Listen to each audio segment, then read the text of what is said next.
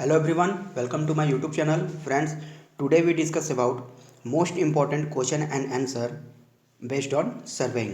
मतलब जेयूटी diploma third semester का जो एग्ज़ाम आपको मार्च महीने में 17 या 18 तारीख से जो शुरू होने वाला है, उसमें सिविल इंजीनियरिंग का सब्जेक्ट सर्वेइंग का मोस्ट इम्पॉर्टेंट क्वेश्चन जो एक्सपेक्टेड है उस पर हम आज डिस्कस करने वाले हैं।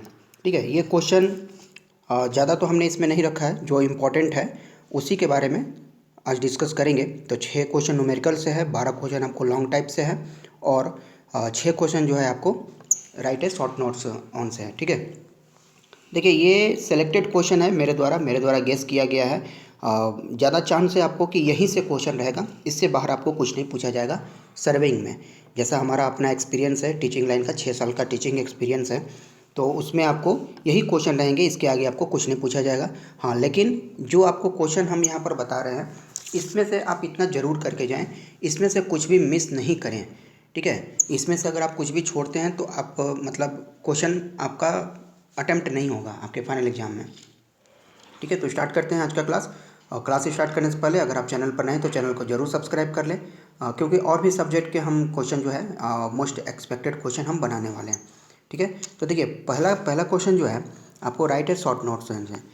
Right A short notes on जो है एग्ज़ाम में लगातार पूछे जा रहे हैं। अगर आपको ऑब्जेक्टिव नहीं आएगा, ऑब्जेक्टिव अगर नहीं पूछा जाता है तो आपको शॉर्ट नोट्स दिया जाता है लिखने के लिए।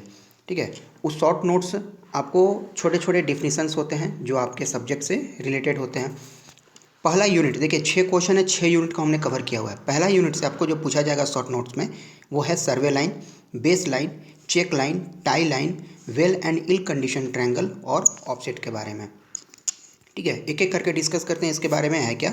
सर्वे लाइन, बेस लाइन, देखिए इसके बारे में एक डिटेल वीडियो है, आप उसे ज़रूर देख लें। डिस्क्रिप्शन में लिंक सभी क्वेश्चन का, जितना क्वेश्चन यहाँ पर हमने ऐड किया है डिस्क्रिप्शन में इन सभी क्वेश्चन का लिंक हमने दिया हुआ है, आप वहाँ पे जा करके देख सकते हैं।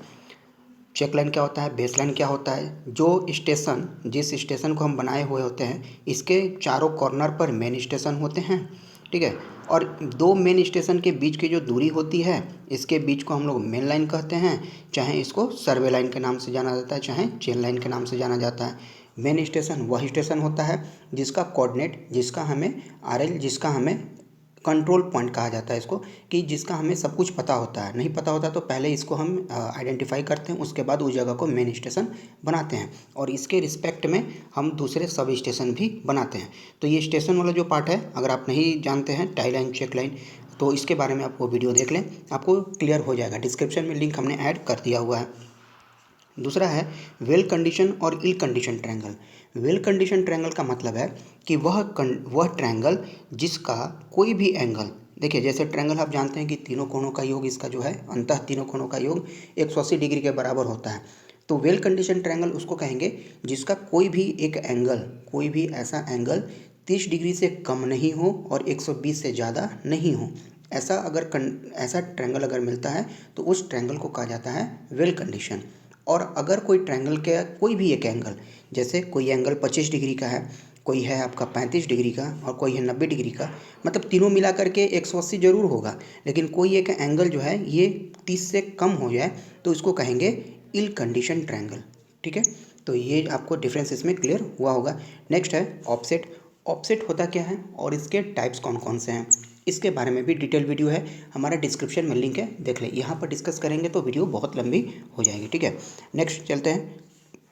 लोकल एक्ट्रैक्शन क्या होता है। लोकल एक्ट्रैक्शन का मतलब है कि आयरन ओर के प्रेजेंस के कारण, यानी कि जो लोहे का कोई भी वस्तु है, चाहे तो घड़ी हो आपका, चाहे आपके जो पेन अगर यूज कर रहे हैं, या फिर अगर मोबाइल के साथ में आप कंपास सर्वे कर रहे हैं, तो उस समय जो आयरन का, जो भी लोहे का वस्तु कंपास के नज़दीक में आता है, तो कंपास क्या करता है कि जो कंपास का जो निडिल होता है ये अपने ओरिजिनल पोजीशन से विचलित हो जाता है, अपना अलग डायरेक्शन शो करता है, जिससे चलते उसमें डिक्लाइनेशन आ जाते हैं। ठीक है, तो लोकल एक्टेशन क्या होता है, एक फिनोमिनन है, एक घटना है जो कि ये अकर होता है। किसके वजह से होता है, तो due to presence of iron ore. ठीक है, आयरन ओर के प्रेजेंस के कारण ये हमारा विक्षेपण जो देखने को मिलता है, जो डेविएशन एंगल में देखने को मिलता है, उस फिनोमिनन को लोकल एट्रैक्शन कहा जाता है। ठीक है, लोकल एक्टेशन क्या है? एक फिनोमिनॉन है जिसमें ये होता क्यों है? तो due to presence of iron और surrounding the compass needle compass जो है, कंपास का प्रिज्मेटिक कंपास हो चाहे सर्वेयर कंपास हो, इसके आसपास में कोई अगर लोहे की वस्तु प्रेजेंट होती है तो उसके वजह से जो एंगल में डेविएशन देखने को मिलता है उसको ही कहा जाता है क्या? Local attraction. उसके बाद मैग्नेटिक डिक्लाइनेशन क्या होता है? तो देखिए जो कंपास वाले हमने चैप्टर में बताया हुआ है कि जो आपका मैग्नेटिक रीडिंग होता है, ये जो लाइन आता है ट्रू नॉर्थ साउथ, इसको डिनोट किया जाता है। ये नॉर्थ है तो इसको ट्रू नॉर्थ, साउथ है तो ट्रू साउथ। अगर अगर लोकल एक्टेशन के चलते अगर यह नॉर्थ कोई अलग डायरेक्शन शो करता है, ठीक है, अगर कोई नॉर्थ अलग डायरेक्शन शो करता है तो एन एस को तो कहेंगे हम लोग ट्रू मेरिडियन, ठीक है, और एन डैश एस डैश को, ये तो एस डैश यहाँ पर हो जाएगा तो इसको कहेंगे मैग्नेटिक मेरिडियन। तो इसके बीच का जो एंगल बनता है, the horizontal angle between true north south and magnetic north south is known as declination. यह डिक्लाइनेशन दो तरह से होते हैं, चाहे तो ये ईस्ट के साइड में होगा और चाहे डिक्लाइनेशन जो है ये वेस्ट साइड में हो सकता है। या तो निडल का विक्षेपण ईस्ट की तरफ हो सकता है या तो निडल का विक्षेपण वेस्ट साइड में हो सकता है। तो इसके लिए भी डिटेल्स वीडियो आपका डिस्क्रिप्शन में है, इसके एग्जाम्पल भी हैं और बहुत इंपॉर्टेंट है, बहुत इंपॉर्टेंट है। यहाँ से आपको न्यूमेरिकल पूछे जाएंगे, आप वो डिस्क्रिप्शन वाले वीडियो में लिंक है, आप जरूर वहाँ से देख लें, ठीक है। नेक्स्ट है मैग्नेटिक डिक्लाइनेशन के बाद whole circle bearing, reduce bearing क्या कहा जाता है? देखिए होल सर्कल बियरिंग का मतलब है कि जैसे किसी लाइन का, ये लाइन है ए बी, इस लाइन का रीडिंग अगर हमने नॉर्थ से मेजर किया हुआ है, मानते हैं 170 या 170 नहीं लीजिए 156 डिग्री, अगर यह डिग्री मेजर किया गया है नॉर्थ से, ट्रू नॉर्थ से अगर मेजर किया गया है, ठीक है, तो इसको कहते हैं होल सर्कल बियरिंग। यानी कि होल सर्कल के रिस्पेक्ट में अगर मेजर किया गया तो होल सर्कल बियरिंग होता है। और यदि यदि इस लाइन का मेजरमेंट नॉर्थ से, तो अब जिस लाइन के नज़दीक होता है, जैसे इसमें रीडिंग कहाँ से लेते हैं? नॉर्थ से भी लेते हैं और साउथ से भी लेते हैं, ईस्ट से भी लेते हैं और वेस्ट से भी लेते हैं। तो इस लाइन का जो रीडिंग है अभी कहाँ से लेंगे? जिस जिस एक्सिस के नज़दीक होगा, तो साउथ से मेजर करेंगे। तो साउथ से मेजर किया गया जो रीडिंग होगा ये होगा क्वाड्रेंटल बियरिंग, QB के नाम से इसको जानते हैं, ठीक है। तो होल सर्कल बियरिंग में जो रीडिंग मेजर होता है सिर्फ और सिर्फ नॉर्थ से होता है, जबकि क्वाड्रेंटल बियरिंग में रीडिंग जो मेजर होगा नॉर्थ और साउथ दोनों से मेजर होगा, ठीक है। अगला है कि होल सर्कल बियरिंग में सिर्फ क्लॉकवाइज डायरेक्शन में रीडिंग मेजर करते हैं। जैसे ये देखिए ये क्लॉकवाइज डायरेक्शन हो गया, लेकिन क्वाड्रेंटल बियरिंग में क्लॉकवाइज भी मेजर कर सकते हैं, एंटी क्लॉकवाइज भी मेजर कर सकते हैं। जैसे इस कंडीशन में ये एंटी क्लॉकवाइज होगा। तो ये दोनों कंडीशन होता है होल सर्कल और क्वाड्रेंटल बियरिंग का। और भी कंडीशन जोड़ना चाहे तो जोड़ सकते हैं कि होल सर्कल बियरिंग में जो एंगल का मेजरमेंट होता है 0 से 360 डिग्री के बीच में वेरी करता है, जबकि क्वाड्रेंटल बियरिंग में आपका जो एंगल का मेजरमेंट है वो 0 से 90 के बीच में ही वेरी करता है। देखिए इस सब का डिटेल्स वीडियो एग्जाम्पल के साथ में आपको डिस्क्रिप्शन में दे दिए हैं, आप वहाँ से देख लीजिए, आपको ये क्लियर हो जाएगा, ठीक है। बात करते हैं आगे ट्रू मेरिडियन और मैग्नेटिक मेरिडियन का, ठीक है। तो इसके लिए भी अभी हमने बताया ट्रू मेरिडियन मैग्नेटिक मेरिडियन किसको कहते हैं कि अगर ट्रू नॉर्थ है, अगर ट्रू नॉर्थ है, ट्रू नॉर्थ ट्रू साउथ है, तो इस लाइन को कहेंगे क्या? ट्रू मेरिडियन है। अगर इसमें डिक्लाइनेशन आ चुका है due to presence of iron ore, तो इस लाइन को कहेंगे क्या? Magnetic meridian. और इन दोनों के बीच के एंगल को कहा जाता है डिक्लाइनेशन, डिक्लाइनेशन कहा जाता है। और ये या तो ईस्ट की तरफ हो सकता है या चाहे वेस्ट की तरफ हो सकता है। तो ये दो इसके कंडीशन है ट्रू मेरिडियन मैग्नेटिक मेरिडियन के। अगला है true bearing, true bearing, magnetic bearing, four bearing और बैक बियरिंग, ठीक है। जैसे कोई हमारे पास में कोई हमने ट्रावर्स बनाया है और यह ट्रावर्स जो है इसको हमने ए पॉइंट बना, ए पॉइंट का रीडिंग जो है देखिए नॉर्थ से इसको मेजर किए हैं तो सपोज ये मिल गया 142 डिग्री। तो ट्रू मेरिडियन मैग्नेटिक मेरिडियन तो समझ गए क्या है। अब ट्रू बियरिंग क्या होगा? तो ट्रू मेरिडियन से मेजर किया गया बियरिंग को ट्रू बियरिंग कहेंगे, और मैग्नेटिक बियरिंग से मेजर किया गया एंगल को, बियरिंग मतलब क्या हुआ? एंगल हुआ, बियरिंग का मतलब एंगल हुआ। जैसे इस क्वेश्चन से समझते हैं, जैसे कोई लाइन हमने मेजर किया है, इसमें डिक्लाइनेशन था 5 डिग्री ईस्ट का, ठीक है, 5 डिग्री ईस्ट का डिक्लाइनेशन है। तो ये हमारा ओरिजिनल नॉर्थ, ओरिजिनल साउथ, ये हमारा मैग्नेटिक नॉर्थ और मैग्नेटिक साउथ हो जाएगा। इसको हमने मैग्नेटिक साउथ को एन डैश एच डैश से लिख दिया। अगर कोई एंगल को मेजरमेंट अगर हमने एन डैश से मेजर किया है तो ये क्या कहलाएगा, ये कहलाएगा मैग्नेटिक बियरिंग कहलाएगा। ठीक है, कहाँ से मेजर किए हैं, एन डैश वाला लाइन से मेजर किए। अगर इसी लाइन का एंगल अगर मेजर करते हैं ऊपर एन से, जैसे इसको अलग कलर से अगर बनाएं, अगर यहाँ से अगर मेजर किए हुए हैं तो इसको कहते हैं हम लोग क्या, ट्रू बियरिंग। यानी angle measured from true meridian is known as true bearing and angle measured from magnetic meridian is known as magnetic bearing. अब फोर बियरिंग और बैक बियरिंग क्या होगा, तो फोर बियरिंग के लिए जैसे कोई ट्रावर्स बनाए हुए हैं और इस ट्रावर्स को हम अगर क्लॉकवाइज डायरेक्शन बना रहे हैं, यानी कि इसको ए पॉइंट, इसको बी पॉइंट, इसको सी, इसको डी, इसको ई एंड इसको एफ पॉइंट अगर लिखें तो देखिए ए का जो रीडिंग होगा, ए से ये रीडिंग हमने WCB में लिया हुआ है, और ए से बी का जो लाइन होगा तो जो आगे की तरफ है यानी जो फॉरवर्ड डायरेक्शन में जो रीडिंग आएगा उसको फोर बियरिंग कहेंगे।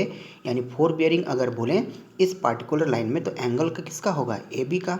और बैक बियरिंग कहें पॉइंट ए से तो बैक बियरिंग हो जाएगा किसका, BA हो जाएगा इसका क्या, बैक बियरिंग।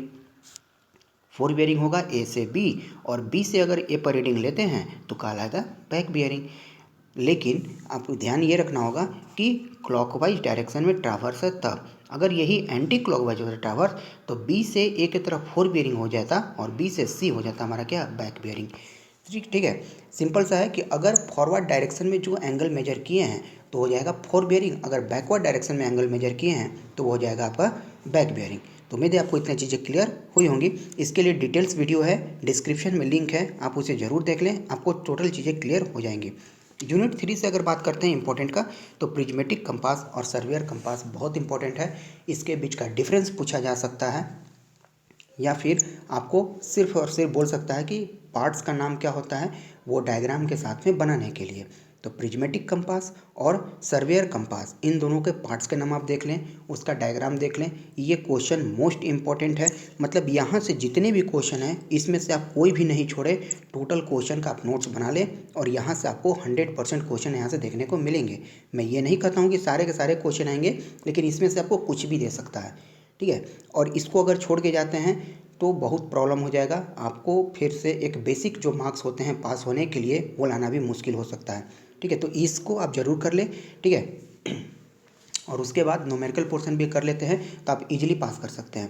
क्वेश्चन इसके बाहर कुछ भी नहीं आएगा। अगर बात करें टोटल क्वेश्चन करने का, टोटल अगर कर लेते हैं तो आपका मिनिमम 70 मार्क्स आपका कहीं नहीं गया है। ठीक है, ये मेरा गारंटी है। बात करते हैं अगले, तो प्रिज्मेटिक कंपास और सर्वेयर कंपास ये बहुत इंपॉर्टेंट है, इसको VVI हम मानते हैं, ये क्वेश्चन आपसे जरूर पूछा जाएगा। नेक्स्ट है बेंचमार्क क्या होता है, line of collimation, axis of telescope, back side, four side, reduce level, datum level. देखिए ये सब होता क्या है, बेंचमार्क का मतलब है वह पॉइंट, बेंचमार्क का मतलब है वह पॉइंट, जैसे कोई हमारे पास में फेयरली लेवल ग्राउंड है और बेंचमार्क बनाया गया है किसी पॉइंट को। बेंचमार्क का मतलब होता है वह पॉइंट जिसका RL हमें पता हो, वह fix point, fix location, fix station जिसका हमें RL पता होता है वो बेंचमार्क होता है। बेंचमार्क का 2-3 टाइप्स होते हैं, टाइप से आपको क्वेश्चन नहीं पूछा जाएगा। ठीक है, कितने तरह का बेंचमार्क होते हैं तो उससे आपको क्वेश्चन नहीं पूछा जाएगा। हालांकि मेरा वीडियो है बेंचमार्क के टाइप्स पर, अगर आपको देखना है तो डिस्क्रिप्शन में लिंक है, आप उसे देख सकते हैं। तो वहाँ बेंचमार्क के बारे में सिर्फ आपसे डिफिनेशन पूछा जाएगा। बेंचमार्क के बाद देखेंगे line of collimation. Line of collimation क्या होता है और एक्सिस ऑफ टेलीस्कोप क्या होता है। देखिए जैसा कि हमने पहले भी बता चुके हैं कि अगर माने कि आपका इंस्ट्रूमेंट कुछ ऐसा है, एक इंस्ट्रूमेंट और इसके ऊपर टेलीस्कोप रहता है। ठीक है, कुछ इस तरह का इंस्ट्रूमेंट रहता है, इसमें एक आईपीस यहाँ लगा होता है, आईपीस रहता है। तो वह डिस्टेंस जो आईपीस से, अगर आईपीस से ऑब्जेक्ट ग्लास तक का, ये होता है ऑब्जेक्ट ग्लास, ये होता है हमारा आईपीस जहाँ से देखते हैं। ठीक है, इसको आईपीस कहा जाता है। तो ऑब्जेक्ट ग्लास से आईपीस के बीच का डिस्टेंस जो होता है इसको कहा जाता है एक्सिस ऑफ टेलीस्कोप, इसको कहते हैं एक्सिस ऑफ टेलीस्कोप। और जिसका डायाफ्राम मतलब जहाँ पर आपका क्रॉस हेयर जो वहाँ पर बना होता है वो डायाफ्राम होता है, और डायाफ्राम से ऑब्जेक्ट ग्लास तक का जो डिस्टेंस होता है इसको कहा जाता है लाइन ऑफ कॉलिमेशन या लाइन ऑफ साइट कहा जाता है। ठीक है। तो इस चीज़ को आप ध्यान रखेंगे, इसके बारे में आपसे क्वेश्चन पूछे जाते हैं। ठीक है, एक्सिस ऑफ टेलीस्कोप हो गया आपका, back side, four side, reduce level और डेटम क्या होते हैं। देखिए जैसे फेयरली लेवल ग्राउंड है और यहाँ पर आपने बनाया हुआ है बेंचमार्क, ठीक है, बेंचमार्क बनाया हुआ है, आपने लेवल को यहाँ शिफ्ट किया हुआ है, यहाँ पर आपका इंस्ट्रूमेंट है, तो इस इंस्ट्रूमेंट से जो पहला रीडिंग लेंगे बेंचमार्क का वो कहलाएगा हमको बैक साइड। क्या कहलाएगा? Back side. और फोर साइड कहलाता है कि वह मैक्सिमम दूरी जहाँ तक रीडिंग दिखना बंद हो जाता है, उसके बाद हमें रीडिंग पढ़ने में नहीं आ रहा है, तो उस लास्ट रीडिंग को कहेंगे क्या है, ये फोर साइड है। और इंटरमीडिएट साइड किसको कहेंगे? तो फोर साइड से पहले रीडिंग जहाँ इंस्ट्रूमेंट शिफ्ट नहीं किए हैं, तो इसके बीच में अगर कहीं रीडिंग लिए हैं तो वो आ जाएगा फोर साइड के पहले वाले रीडिंग कहलाएगी इंटरमीडिएट साइड। अब ये रीडिंग दिखना जो बंद हो गया, इसके बाद इंस्ट्रूमेंट को शिफ्ट किया जाता है, तो शिफ्टिंग पॉइंट ऑफ इंस्ट्रूमेंट जो पूछा जाता है, ऑब्जेक्टिव क्वेश्चन पूछा जाएगा, शिफ्टिंग पॉइंट ऑफ इंस्ट्रूमेंट वो भी होता है क्या, फोर साइड। इसके बाद इंस्ट्रूमेंट को आगे कहीं जा करके इसको फिर से हम शिफ्ट करते हैं, यहाँ मान लीजिए इंस्ट्रूमेंट को शिफ्ट किया हुआ है और यहाँ से फिर इसका रीडिंग लेंगे तो कहलाएगा हमारा बैक साइड का रीडिंग। ठीक है, तो ये डिफरेंस है बैक साइड फोर साइड के लिए। रिड्यूस लेवल क्या होता है? देखिए इन सभी का डिटेल वीडियो डिस्क्रिप्शन में है लिंक, आप वहाँ से देख लें, आपको क्लियर जरूर हो जाएगा कि क्या चीज़ें हैं ये। ठीक है, अगर आप इसके बारे में थोड़ा भी जानकारी रखते हैं तो हम जो कहेंगे, हम जो बता रहे हैं, ठीक है, तो आपको इसकी बात, हमारी बात ज़रूर समझ में आ रही होगी कि हम कहना क्या चाहते हैं। इन शॉर्ट हम सारा डिस्क्रिप्शन आपको देते जा रहे हैं ताकि वीडियो ज़्यादा लंबी ना हो। उसके बाद रिड्यूस लेवल क्या होता है? तो रिड्यूस लेवल होता है समुद्र तल से ऊंचाई कहा जाता है, मीन सी लेवल को कहा जाता है रिड्यूस लेवल, यानी कि जो ओशियन का सरफेस होता है वहाँ से मेजर किया गया डिस्टेंस को उस रिड्यूस लेवल कहा जाता है। ठीक है, ओशियन के सरफेस का जो उसमें एक इंस्ट्रूमेंट लगा होता है, हमारा लेवलिंग वाला वीडियो है, उसमें डिस्क्रिप्शन में लिंक है, आप देख लीजिए कि रिड्यूस लेवल को कैसे डिफाइन किए हुए हैं। उसमें ओशन में एक इंस्ट्रूमेंट लगा होता है जो कि लास्ट 19 साल का, लास्ट 19 ईयर का टाइड को मेजर करता है कि कितना उसमें तूफान के कारण कितना सरफेस पानी का जो लेयर है वो ऊपर उठता है और नीचे गिरता है।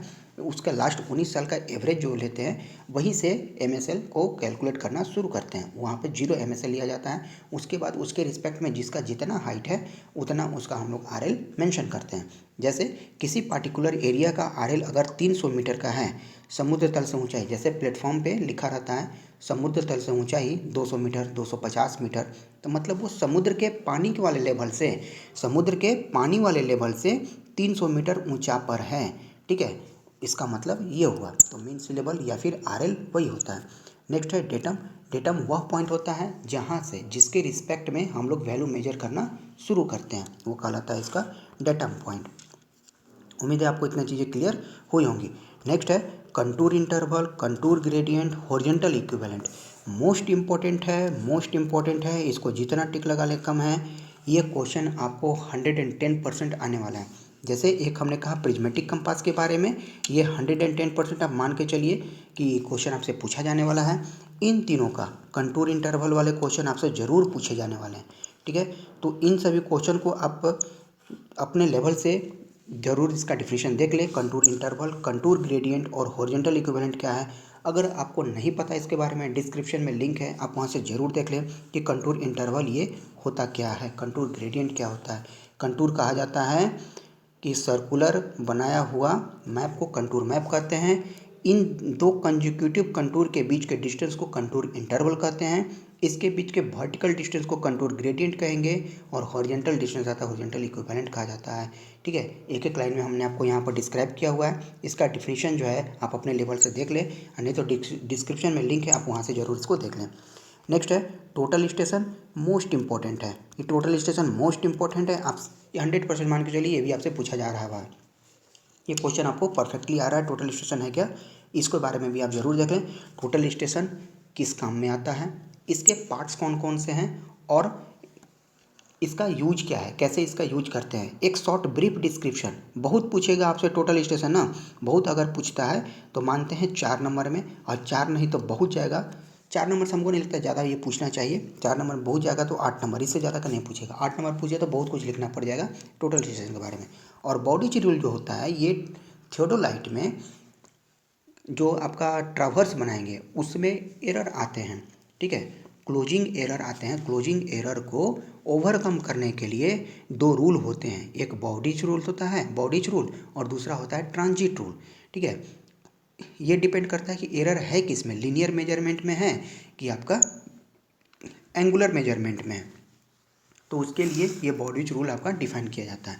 मतलब अगर आपको लिखने के लिए आए तो लिखेंगे Bowditch's rule is use to eliminate the closing error of a traverse. ठीक है, किसी भी ट्रावर्स का क्लोजिंग एरर को एलिमिनेट करने के लिए बॉडीज रूल का इस्तेमाल किया जाता है। ये आपको थोडोलाइट चैप्टर में आपको मिल जाएगा। और ये रहा आपका total right A short notes on के बारे में। अब बात करते हैं लॉन्ग क्वेश्चन के बारे में। लॉन्ग क्वेश्चन में क्या क्या आपसे पूछा जा सकता है। देखिए, इसमें कुछ हमने रेड कलर से मार्किंग किए हैं। रेड कलर वाले को आप बिल्कुल भी ना छोड़ें। अगर आपको ज़्यादा क्वेश्चन लग रहा है कि ये बहुत ज़्यादा हो जा रहा है, हमसे नहीं हो पाएगा इतने कम समय में, तो आप ये जो लाल वाला हमने इसमें किया हुआ टिक, आप कम से कम इसको ज़रूर करके जाए कि यहाँ से ये क्वेश्चन आपको 100% पूछे जाने वाले हैं। 100% यहाँ से ये सभी क्वेश्चन आपको मोस्ट प्रोबेबल चांस है इस सबके पूछने का। तो इसलिए इन सभी रेड वाले को छोड़े नहीं कतई। अगर आपके पास में सही समय है तो आप सभी क्वेश्चन को प्रिपेयर कर सकते हैं। पहला है define surveying along its objective, principle and type. Survey का डिफिनीशन जैसा कि जानते हैं, it is an art to determine the relative height of any point with respect to a fix location. ठीक है, तो सर्वेइंग को आप डिफाइन कर सकते हैं, बेटर कर सकते हैं क्योंकि डिफिनीशन आपको पता है।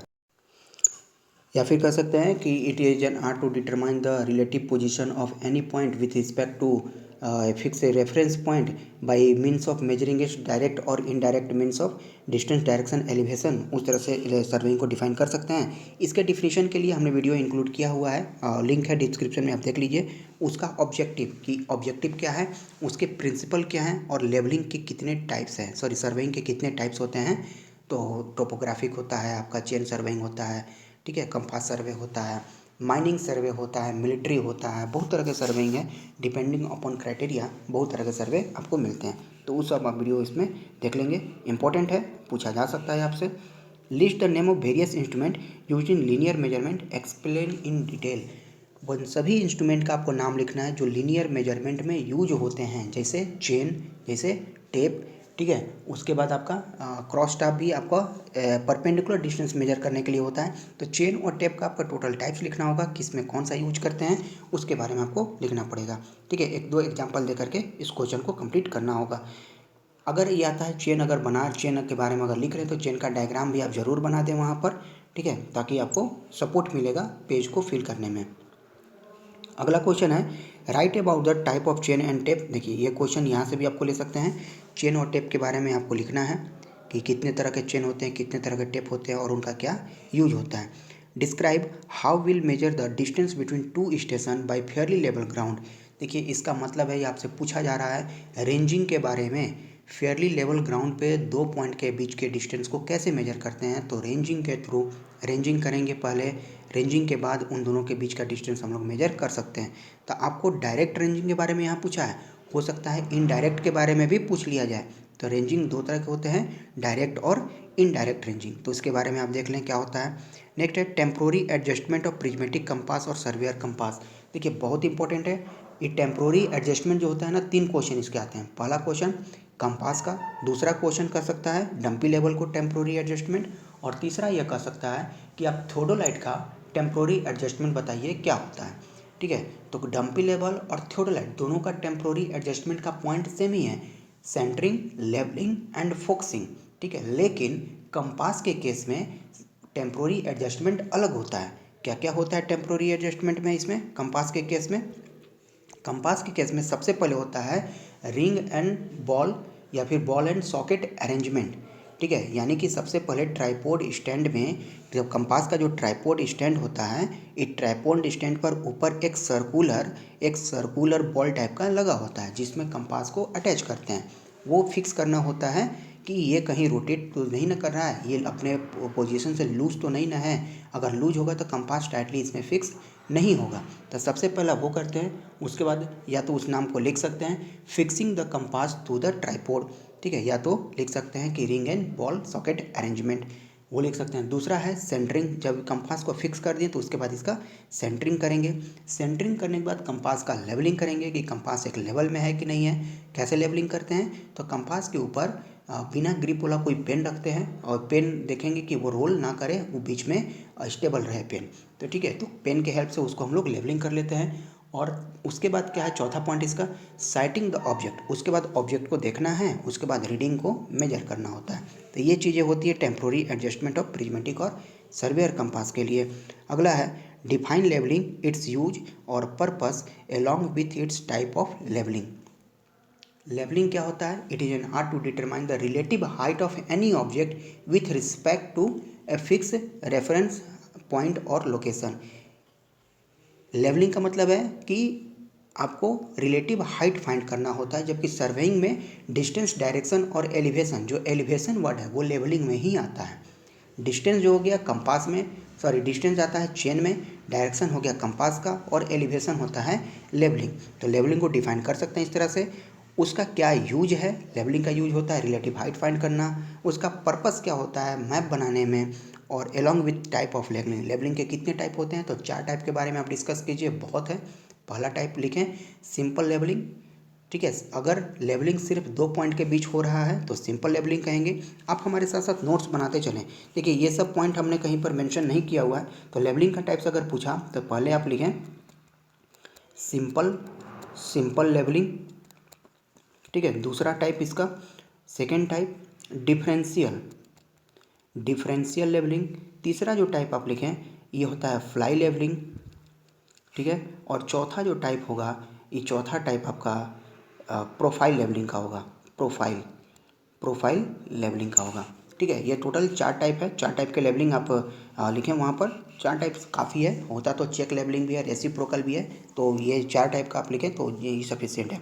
सिंपल लेवलिंग क्या हुआ कि लेवलिंग अगर सिर्फ 2 पॉइंट के बीच में किया जा रहा है, लेवलिंग अगर सिर्फ 2 पॉइंट के बीच में अगर किया जा रहा है तो उसको कहा जाता है, जैसे अगर लेवलिंग सिर्फ 2 पॉइंट के बीच में किए, एक पॉइंट हमने यहाँ मेजर किया, एक पॉइंट यहाँ मेजर किए, तो इसको कहेंगे हम कौन सा, सिंपल लेवलिंग।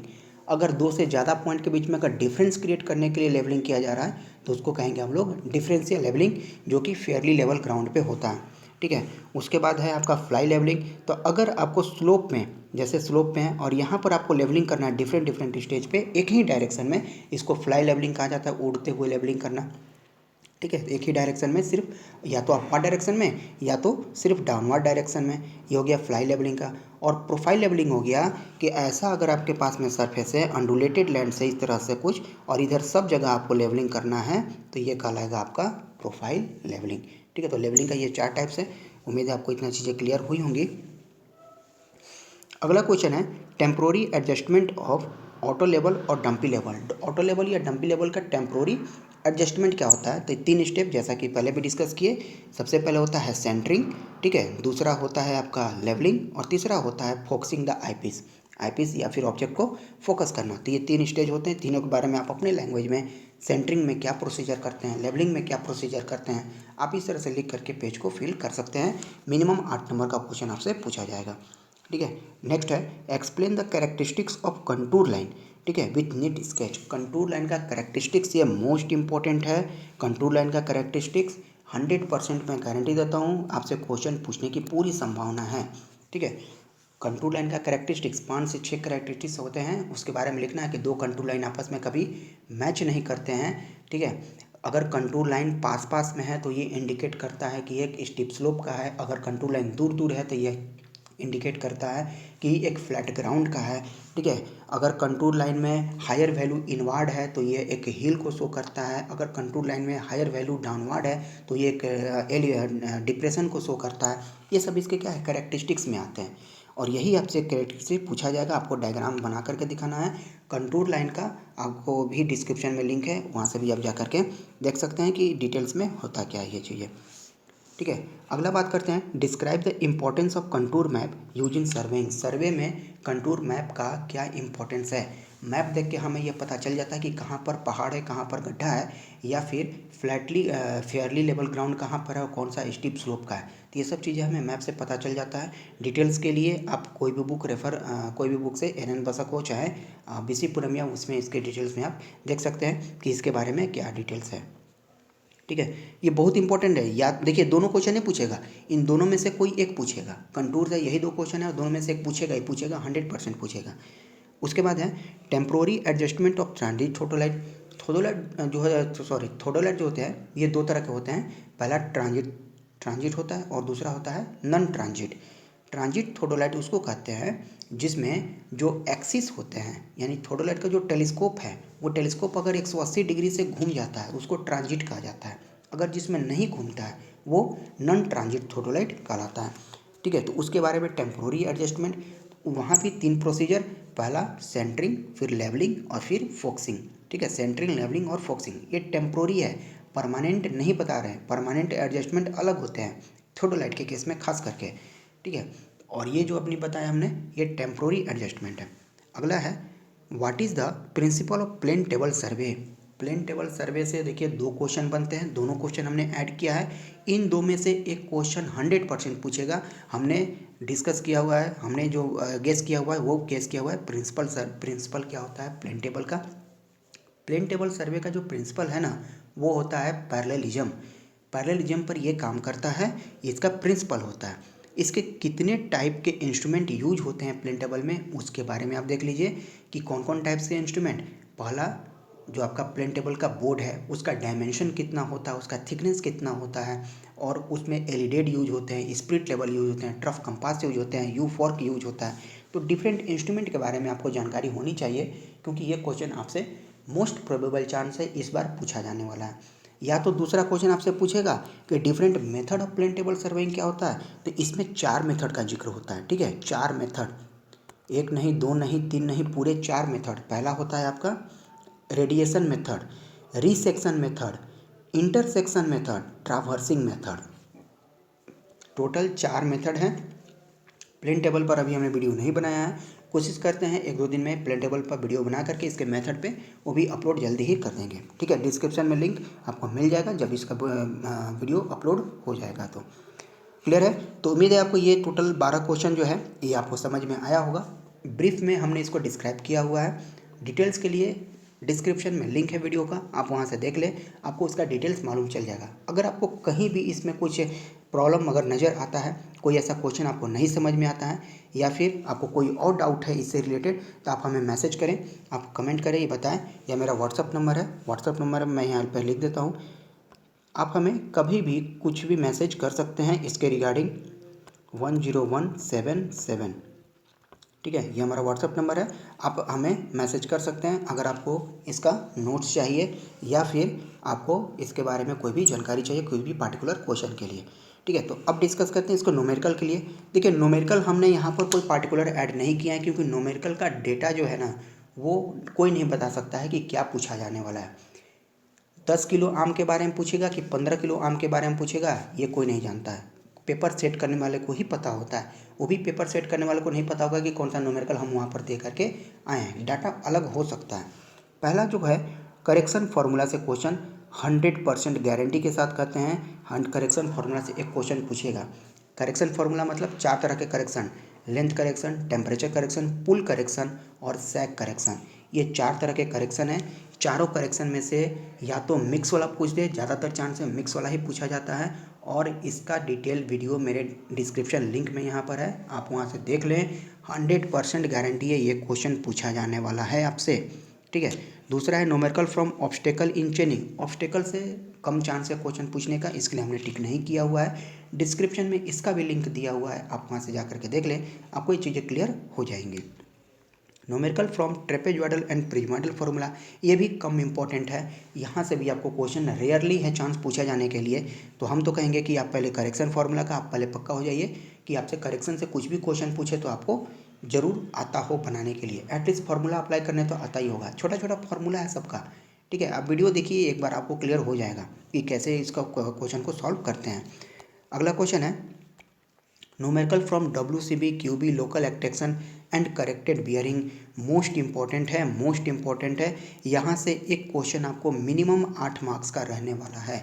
मिनिमम 8 मार्क्स का आपको यहाँ से क्वेश्चन देखिएगा कि WCB QB पर जो चेंज होते हैं कन्वर्ट करने वाला, या फिर लोकल एक्सट्रैक्शन से, या फिर करेक्टेड बियरिंग से, या फिर इंक्लूडेड एंगल। देखिए एक चीज़ यहाँ पर हमने छोड़ दिया है, एक चीज़ और, इंक्लूडेड एंगल, इंक्लूडेड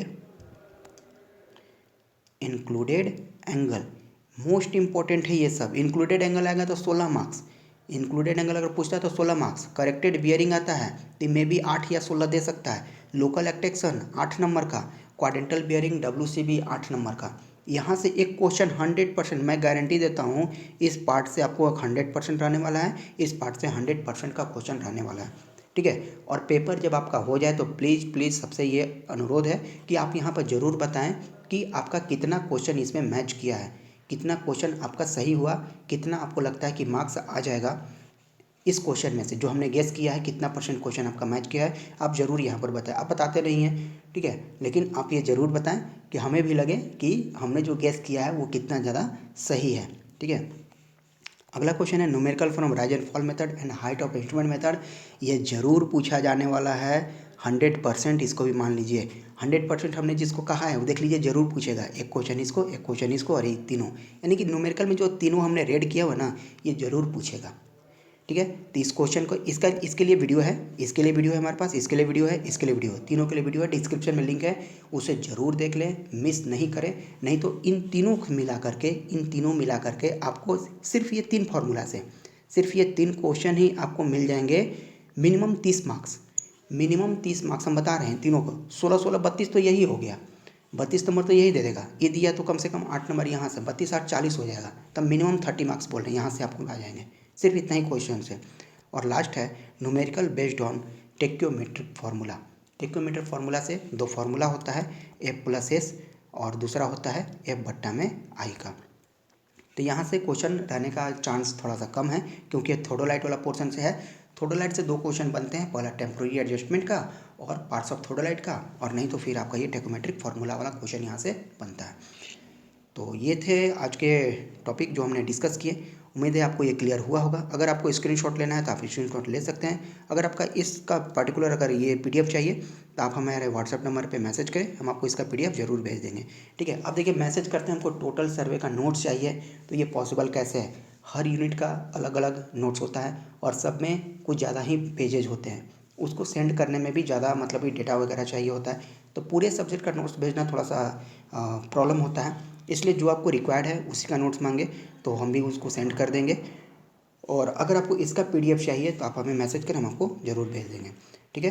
तो मिलते हैं अपने कुछ नेक्स्ट क्लास में, अगले क्लास में और कुछ नए टॉपिक के साथ। और वीडियो अच्छी लगे तो लाइक और शेयर ज़रूर करें और चैनल पर अगर नए हैं तो ज़रूर सब्सक्राइब करें, ठीक है। मिलते हैं अपने नेक्स्ट क्लास में कुछ नए वीडियो के साथ।